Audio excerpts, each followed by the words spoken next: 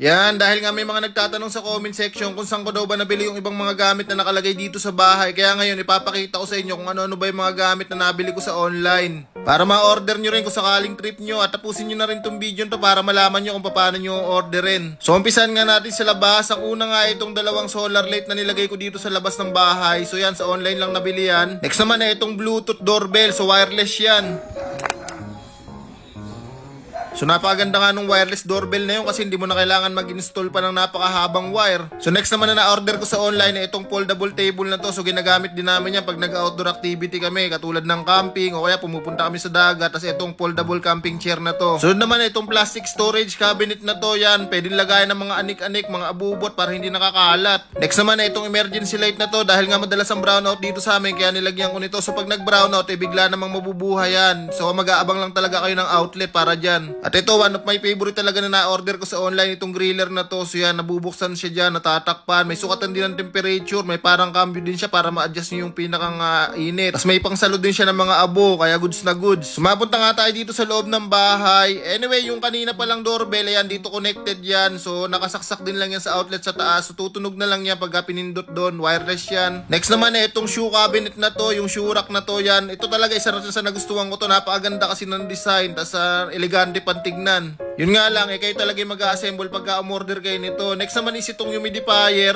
Medyo malaki nga rin to kaya ang dami mailalagay na liquid sa loob at saka quality rin umusok, makapal. Sunod naman itong minimalist lang na parang upuan na to na may parang shurak din sa ilalim. So pag magpapalit ka ng sapatos, pwede kang umupo dyan o pag magsusuot ka ng sapatos. So madali lang namang assemble to pagka bumili ka nito. Konting tornilyo lang yan. So ito rin palang salamin na nakadikit dito sa may likod ko yan. Didikit ko dito sa dingding. Sa online ko rin lang nabili yan. So may kasama ng double-sided tape yan. Pero para sure, dinikitan ko rin ng sealant yan para kapit na kapit. Next naman is itong carpet na nakalagay dito sa may living room yan. Maraming design yan. May iba't ibang sukat din yan. Kasi ito palang box type na upuan yan. Sa online ko rin lang na-order yan. So pinagawan ko lang ng cover yan. So ganyan ang itsura niyan. May storage sa loob. So para mas matibay pa lang, pinaweldingan ko na lang ng bakal. Yan, goods na goods yan mga tol. Patahian nyo lang talaga ng cover para hindi ka agad mapudpud yung pinakang leather niya. Subukan nga dito sa maliit na box type na upuan na meron ding malaki niyan. Tapos itong center table yan, sa online ko din lang yan binili.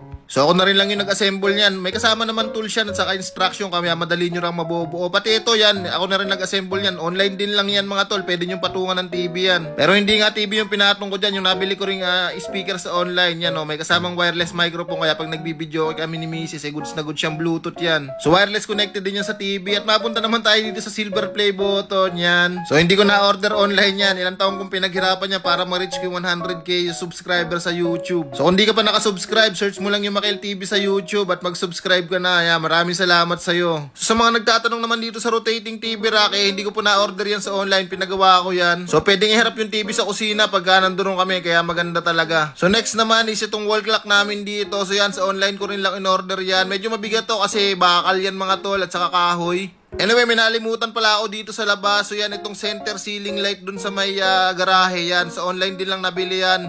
So may 5 variant ng kulay yan. Pag pinindot mo yan, mag-iiba-iba yan. Ang kagandahan lang dito, napaka-smooth ng transition yan ng pagpapalit ng ilaw. So same rin lang nitong center ceiling light dito sa sala namin. So nag-iiba-iba rin yung ilaw niyan. Yun, ito, marami nagtatanong talaga kung saan nabili ito. Sa Shopee lang binili yan mga tol. So mapunta naman tayo dito sa may bandang kusina. Unahin nga natin yung mga ilaw dito. So ganun rin lang mga tol, ibang design lang pero yun, nag-iiba-iba rin yung ilaw niya. May warm white, may daylight. So halos lahat ng malalaking ceiling light na nakalagay dito sa bahay, sa online lang o sa Shopee lang namin na order yan. Maliban lang doon sa mga maliliit na pin light na nakalagay doon sa gilid. So mapunta naman tayo dito sa maliliit na appliances dito sa kusina. Yan, sa online ko lang na-order to, yung mga food processor, yung mixer. Sure ako nakikita nyo naman ginagamit ko sa vlog yan. Tapos ito nga palang container rack na to, yan yung pinapatungan ng galon ng inumin. Sa online din lang na-order yan. At ito, very useful to mga tol. Itong stainless na rack na to, yan yung patungan ng mga kaldero, kasirola. Yan, isa rin talaga sa paborito ko yan kasi gamit na gamit siya para ma-organize yung mga gamit sa kusina. Tapos yan, dito naman is yung microwave. Yan, sa online ko rin lang in-order yan mga tol. Tapos yung parang rack niya sa ibabaw para mapatungan siya. Pati itong storage sa mga tirang ulam. So gawa lang sa plastic yan, ini-slide lang yan. Pwede nyong ilagay yan. Yung sink at saka yung gripo yan sa online lang. Yung magnet ng mga kutsilyo. Tapos yan, itong garapon na lagayan ng mga asukal, asin. So naka-airtight yan mga tol, kaya hindi sisingaw pagka nilak nyo.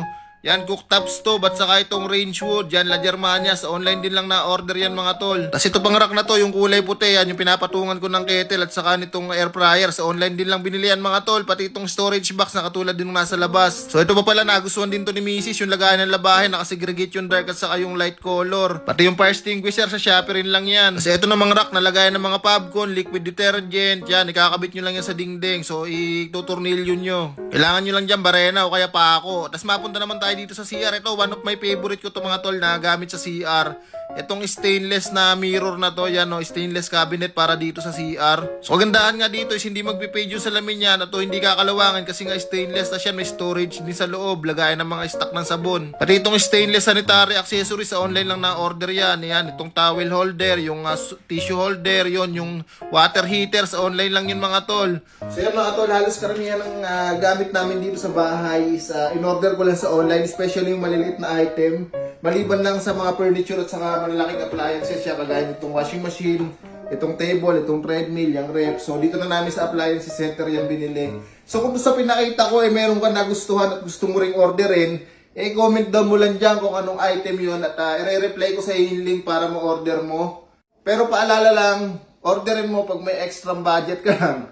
So, kung hindi mo naman kailangan, pass muna. Paikutin muna natin yung pera natin hanggang sa dumoble, triple, o maging 10 beses na mas marami. So, ang discarding ginawa namin dito nung naipagawa namin itong bahay na to, nung naipa-renovate namin, inunti-unti lang namin punuin ang gamit. So, hindi isang bigla. So, utay-utay lang. So, karamihan nga isa online namin binili.